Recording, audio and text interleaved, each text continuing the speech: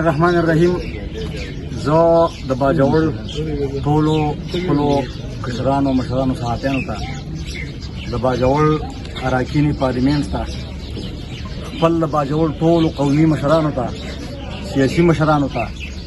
تاجر برادرۍ ته چیمبر آف کامرس اینڈ انڈسټري ته وکلا برادرۍ ته ترانسپورټ برادرۍ ته یوت ته او زمونږ چې نور څومره مشران دي کشران دي څومره علماء کرام دي تنظیمونه دي د دې ټولو مشرانو ته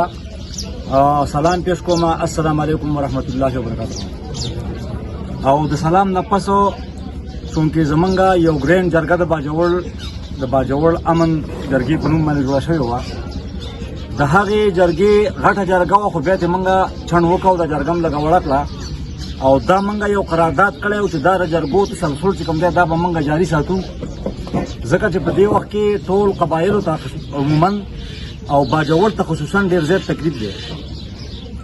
په نورو قبایلو کې خلک د کورونو نه ډېر زیات وتي نه دي خو د بده مرغه زمونږ په باجوړ کې خلک د کورونو نه راوتي دي. څوک په نورو کورونو کې امیشته دي ژوند کوي،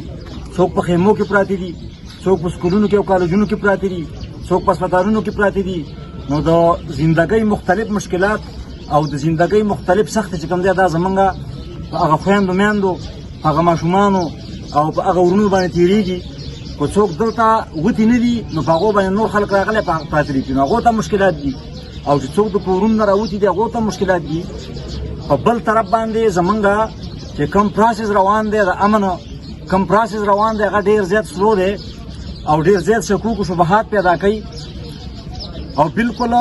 د دې دا معلومیږي چې زمونږ د باجوړ د دې عوامو هېڅ احساس او د دې مشکلاتو احساس زمونږ د ریاست سره نشته. دا یو مخې ته موږ ته خبره راځي. نو په دغه سلسله کې زمونږ پرون هم جرګه شوې وه او نن هم دا جرګه تاسو وینئ دلته وشوه په دې پریس کلب کې. زمونږ د وړې جرګې دا مکمل فیصله وکړله چې د اتوار په ورځ په 11 اګست باندې به انشاءالله تعالی په 9 بجې باندې په کالونۍ کې دننه په باجوړ ماډل سکول په های پورشن کې چې کوم های اینډ سیکنډري پورشن دی په هغه کې یو غټ حال دی. په هغه کې به زمونږ د ټول باجوړ د مشرانو که هغه قومي مشران دي که هغه سیاسي مشران دي ټول اراکینی پارلیمنت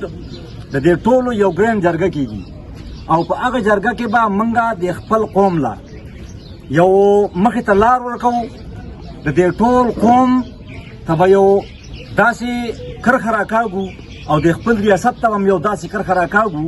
چې زمونږ دا قوم په هغه کرښه باندې او په هغه لار باندې به تګ وکړی شي. د دې مشکلاتو د سدباب دپاره د دې مشکلاتو د کمولو دپاره زما د باجوړ ټولو سیاسي مشرانو ته،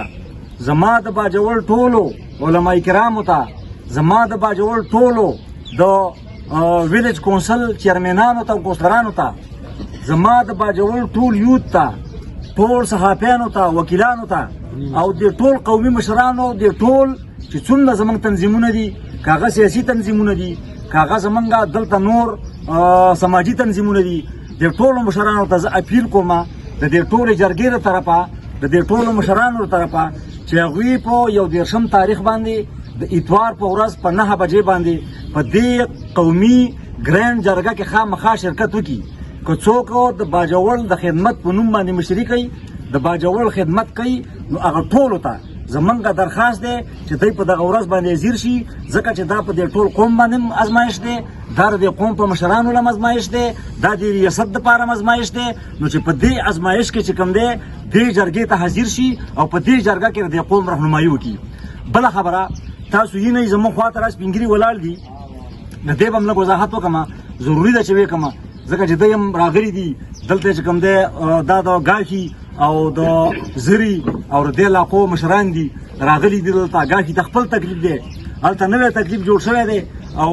هلته خلک راغلی دی. دوی ته وایي چې یاره یا ټوپک راوالئ یا وسله راوالئ او د دې خلکو مقابله وکړئ. دوی زمونږ د مشرانو نه راغلي دي چې یاره په دې حالاتو کې موږ څه وکړو، زموږ نه خو ټوپکې حکومت اخیستي دي، زموږ څخه ټوپکې نشته. اوس موږ ټوپک په کومه طریقه باندې راوالو؟ آیا د ریاست قانون د دې اجازت ورکوي چې موږ ټوپک راوالو؟ نو زما په خیال چې د ریاست قانون هم د خبرې اجازه نه ورکوي چې یا زه ټوپک راوالم او یا بل ټوپک راوالي یا بل ټوپک راوالي، ځکه چې دا دې ته بیا غیر ریاستي عناصر وایي. دا خو بیا غیر ریاستي عناصر شو، نو بیا په کم دا خو زمونږ نه یو غیر قانوني مطالبه کیږي. نو دې مطالبې په بنیاد باندې چې کوم دی زمونږ د باجوړ ټول مشران په دې ګرین جرګه کې شرکت وکړي چې موږ د حکومت ته د خپلو عوامو ته د خپلو عوامو مشکلات حل کړو او د حکومت ته مې وکړه خرا کاږو، د ریاست ته مې وکړه خرا کاږو چې دا ریاست په خپله لار باندې لاړ شي، عوام په خپله لار باندې لاړ شي او د امن دپاره چې کوم دی یو داسې کوټلي اقدامات وشي چې په هغه طریقه باندې امن راشي. بله یوه خبره ضروري دا کوو، نن سبا موږ باندې مشکلات تیر شو، زموږ آی ډي پیز راووتل، زموږ خلک چې کوم دی په عذاب شو. د نن نه پس موږ دا خبره هم کوو د ټول باجوړ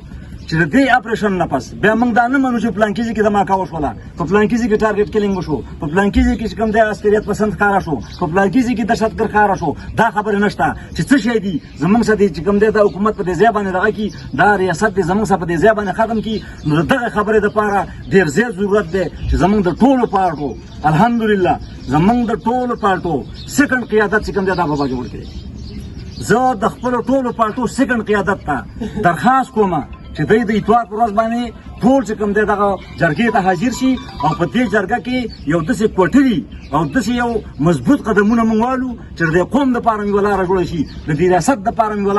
لاره جوړه شي او د دې ټولو قبایلو دپاره چې کوم دی یو تګلاره ډېره شي. ستاسو د ټولو د مشرانو، د پارټۍ د مشرانو، زموږ د قومي مشرانو، د یوتو، د علما کرامو، د ټولو زیات د دې جرګې طرفه شکریه ادا کوم چې دلته رالی او دلته چې کوم دی وخت خراب کو، تکلیف هم تېر کو. ستاسو یو جهان مننه. ډېره